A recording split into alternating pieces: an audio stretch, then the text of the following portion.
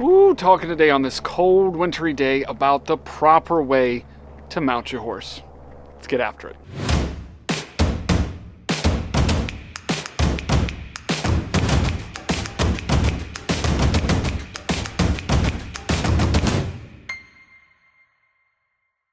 See, far too often do I see people trying to get on their horse in an improper way. Ways that can be painful to them, ways that can make the horse uncomfortable, and we start to wonder, why is our horses trying to move when we're trying to get on them? So today we're talking about how to get on the horse the proper way. See, to me, to get on a horse, it's all about the technique. It's all about the way that you do it. It's not obviously the fact that you're getting on that can be so uncomfortable. It's the way that you do it. Most of the people, whether you're riding English or Western, have a tendency to pull the saddle off to the side when they're getting on, which in turn pulls the horse off balance. Horse has to reshift, sometimes gets uncomfortable, wants to move away. So how do you solve this issue? It's actually pretty simple. The biggest thing that you have to do to make a change is to realize about center of gravity. In order to get on without pulling the saddle off to the side or the horse, you need to make sure that your center of gravity is really close to the horse. This can be difficult for some. So I always recommend when trying to get on, use the mounting block when you can. Of course, maybe you're on a trail ride, there's no down trees, you have to get on where you can. But if that be the case, it's all about that center of gravity.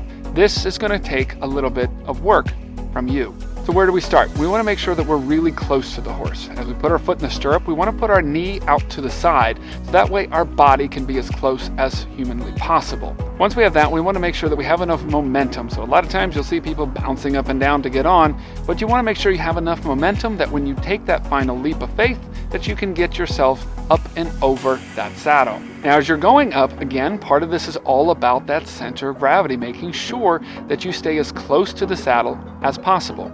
As you're going up over top of the saddle, you need to make sure that your body weight goes over top of the middle of their back right away. You don't want to be off to the side because it's only going to make the saddle come in your direction.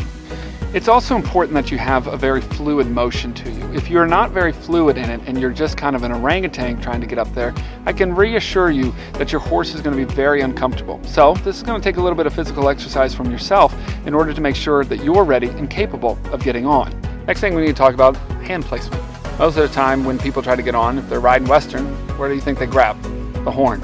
And do you think if they're grabbing the horn, do you think that they're not going to pull on it? Absolutely not. Of course they're going to yank the thing across the horse's back.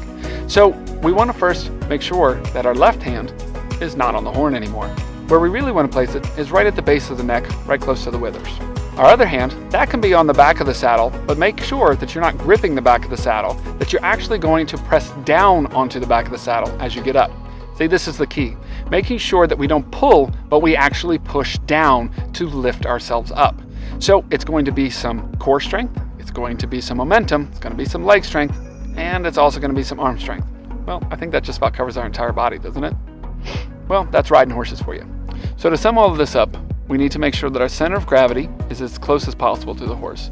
We need to make sure that our hand placement is in the right place, both at the withers and on the cantle of the saddle, but not to pull the saddle, but to push down to help ourselves launch our way up, our momentum, and finally, to be as fluid as humanly possible.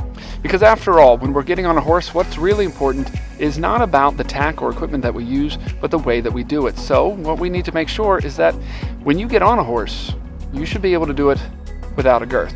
That's right. I don't necessarily recommend to everybody to do this, but you should be able to do this without a girth on the horse and be able to make sure that the saddle never moves.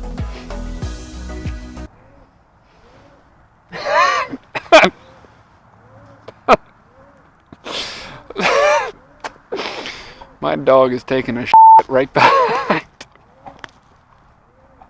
Oh my God, that's hilarious. So the next time you're about to go out and ride your horse, think about these tips. Maybe keep the girth on, but think about these tips and give them a try. If you like what you hear, make sure to click the like button, the subscribe button, and we'll see you next time.